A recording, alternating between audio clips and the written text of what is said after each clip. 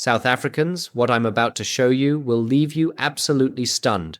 While thousands of Zimbabweans are waiting at the Beitbridge border right now, camping for days just trying to get into South Africa to escape the crisis in their country, your president Cyril Ramaphosa stood in Harare and made one of the most embarrassing speeches any South African leader has ever made.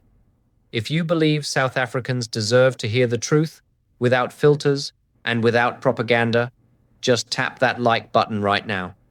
And if you want to stay informed about what your leaders are really saying and really planning, hit subscribe. Now, watch carefully because these statements will shock you. Let me start with the most outrageous statement first. Please show the video. And I hope you will not be saying that we are stealing your intellectual property. As good neighbors, allow us to copy something from you so that we too can reach the high level that you have reached. Did you hear that? Did you really hear what your president just said? He is begging Zimbabwe to let South Africa copy their policies so that South Africa can reach the same high level as Zimbabwe. Let me ask you a simple question. What high level is Ramaphosa talking about?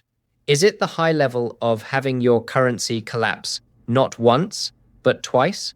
Is it the high level where over 3 million of your citizens are living in another country because they cannot survive at home?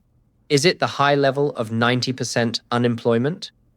Right now, as I speak to you, there are thousands of Zimbabweans at the Beitbridge border. They have been waiting there for days. They are camping on the ground. They are desperate to get into South Africa. And why? Because of this so-called high level that Ramaphosa wants to copy. These people are leaving the exact same policies that Ramaphosa is praising. If Zimbabwe has reached such a high level, why are its people leaving? Why are they not staying in Zimbabwe to enjoy this success? The answer is simple. Ramaphosa is misleading you. There is no high level in Zimbabwe. There is only poverty, economic hardship, and economic collapse. Now watch this next clip carefully. Please show the video. We do have shows, agricultural shows in South Africa, but let me say, much as ours are impressive, yours has impressed me more. And thank you very much for displaying all this to us. This is perhaps the most insulting thing Ramaphosa said to every South African. He just told the world that Zimbabwe's agricultural show is more impressive than South Africa's. Let me give you the facts. South Africa has a functioning agricultural sector that contributes over 300 billion rand to our economy. We export food to the entire African continent. We feed other countries. Zimbabwe cannot even feed itself. Zimbabwe imports food from South Africa. Zimbabwe receives food aid from the United Nations. Their shops struggle with supply. Their people face food insecurity. And yet Ramaphosa stands there and says their agricultural show impressed him more than ours. This is like a teacher telling the class that the failing student's work is better than the top student's work. It makes no sense. Unless Ramaphosa is sending you a message. Unless he is telling you that he plans to transform South African agriculture the same way Zimbabwe transformed theirs. That is the only way his statement makes sense. Listen to this next one. Please show the video. It's agricultural development to a higher and higher level. I must say that Zimbabwe, in the way that you are developing your agriculture, stands out as a shining example for what many other countries in our region, in SADC, and indeed on the continent can learn from. So I came, I saw, I heard, and I must say that I have learned a lot. A shining example. He called Zimbabwe a shining example. Zimbabwe used to be called the breadbasket of Africa. They used to export food to everyone. Today, they cannot feed their own people. Agricultural production dropped by 70%. 70%. They disrupted over 4,000 productive commercial farms. Those farms are now underutilized. The land is not being used effectively. And the farmers they removed? Those same white farmers are now farming successfully in Zambia, Mozambique, and Nigeria. They are producing record harvests in those countries. This proves it was not the farmers who were the problem. It was the policies. It was the forced land redistribution. It was the undermining of property rights. And that is what Ramaphosa calls a shining example. That is what he says the whole continent should learn from. Think about what that means. He wants every African country to follow Zimbabwe's agricultural path. He wants widespread food insecurity across Africa. That is what a shining example means in Ramaphosa's dictionary. Now this one will really make you angry. Please show the video. And certainly, this is something that I want to carry with back home to South Africa, which I will take back to South Africa so that we can also be like you. He wants South Africa to be like Zimbabwe. He is thanking them for teaching him lessons that he will take back home. What lessons exactly? How to create food shortages, how to make your currency worthless, how to turn your farmers into economic migrants. Those empowered small-scale farmers he is praising, where are they? They are here in South Africa. They are selling vegetables on the street corners. They are working on South African farms. They are queuing at Home Affairs for permits. They could not make it work in Zimbabwe even after they got the land. They got no support, no credit, no inputs, no markets. The land just sits there underutilized while they come to South Africa to survive. And this is what Ramaphosa wants to bring to South Africa. He wants to empower South African small-scale farmers the same way Zimbabwe empowered theirs, which means he wants to follow the same agricultural path and create millions of South African economic migrants who will have to move to Botswana and Namibia. Listen carefully to this next statement. Please show the video. I must say I have delayed in coming to see for myself this outstanding agricultural show. I now confess that I've been missing out a lot over the years, and I regret that. He regrets missing out. Missing out on what exactly? Missing out on watching farms get redistributed. Missing out on seeing commercial agriculture get disrupted. Missing out on witnessing hyperinflation of 89.7 sextillion%? That is not a number I made up. That is the real inflation rate Zimbabwe reached. Missing out on bread queues? Missing out on supply shortages? What was he missing out on? The economic collapse? The policy implementation? The disruption? Most sensible leaders would be grateful they missed seeing such crisis, but not Ramaphosa. He regrets it. He wishes he had been there to watch it all happen. This tells you something very important about his mindset. He sees Zimbabwe's crisis as something positive. He sees it as something worth witnessing. That should concern every South African. Listen to what he says about progress. Please show the video. Today, I have seen for myself and heard for myself exactly the progress that you have made. I congratulate you on the impressive progress you have made in agriculture, dear President. The black majority of your country was confined to communal lands and all but completely excluded from commercial farming. This, in many ways, mirrored our own experience in South Africa, where a large portion of land was taken away from black people of our country. He is comparing South Africa to Zimbabwe. He is saying we had similar experiences, but the approaches were completely different.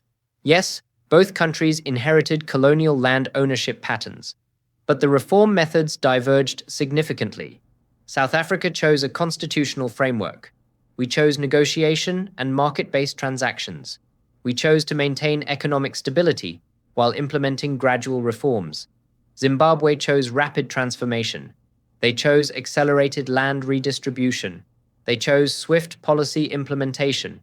They chose to restructure property frameworks entirely. And the results speak for themselves. South Africa maintains agricultural productivity. Zimbabwe faces ongoing challenges. South Africa has food security and export capacity. Zimbabwe requires food imports. So why is Ramaphosa making this comparison? Because he wants you to understand his policy direction. He wants you to accept that South Africa might adopt similar approaches. He is preparing public opinion for policy shifts. When land reform accelerates in South Africa, he will frame it as historical correction, as necessary transformation. But you have observed Zimbabwe's outcomes. Zimbabwe still relies on food imports 20 years later. Those 4,000 commercial farmers who left Zimbabwe, where are they now? They are operating successfully in Zambia, Mozambique, and Nigeria. They are achieving strong yields. They are contributing to food production in those countries. This demonstrates that farmer capability was not the limiting factor. Land quality was not the issue. The determining factors were policy frameworks, the rapid redistribution approach, the changes to property systems and legal structures. But Ramaphosa does not reference these comparative outcomes. He congratulates Zimbabwe regardless. He wants to copy Zimbabwe. He wants to learn from them. He wants South Africa to be like them. He wants to reach their high level. What does that mean for you? It means he wants to disrupt commercial farming in South Africa, the way they disrupted it in Zimbabwe. It means he wants to redistribute productive farms to people without support or resources. It means he wants to see agricultural production decline. It means he wants to create food shortages. It means he wants to make South Africans economic migrants who have to move to other countries to survive. That is what copying Zimbabwe means. That is the high level he wants to reach. And do not think this is just about farmers. When agriculture declines, the whole economy suffers. Food prices go up. Jobs disappear. Foreign investment stops. The currency loses value. Shops struggle. This is not theory. This is exactly what happened in Zimbabwe. One sector led to widespread economic damage. And now Ramaphosa wants to bring that path to South Africa. But there is something even more concerning here. Ramaphosa is not uninformed. He knows what happened in Zimbabwe. He knows millions left. He knows the economy collapsed. He knows people faced severe hardship. He knows all of this. So why is he praising it? Why is he calling it a success? Because he does not care about the consequences. The ANC elite will be fine no matter what happens. They have their money offshore. They have their second passports.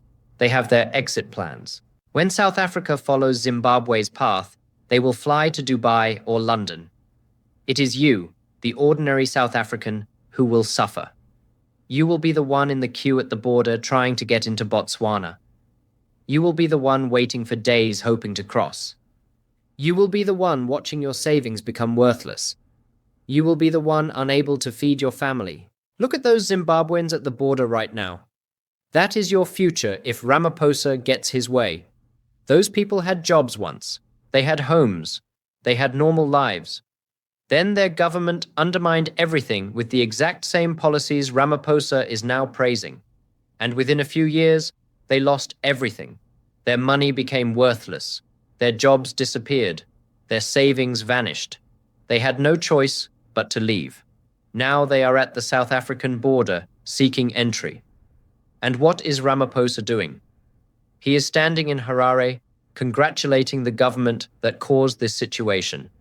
He is thanking them for lessons he will bring back to South Africa. He is promising to make South Africa just like Zimbabwe. Every South African needs to understand what this speech means. This was not just a diplomatic visit. This was not just being polite to a neighbor. This was Ramaphosa telling you his plans. He was announcing what he intends to do to South Africa. He was preparing you for the path that is coming. And he thinks you are uninformed enough to believe him, when he calls Zimbabwe's situation a success. He thinks you have not noticed the millions of Zimbabweans in South Africa. He thinks you do not see them at the border. He thinks you do not understand cause and effect. But you are not uninformed.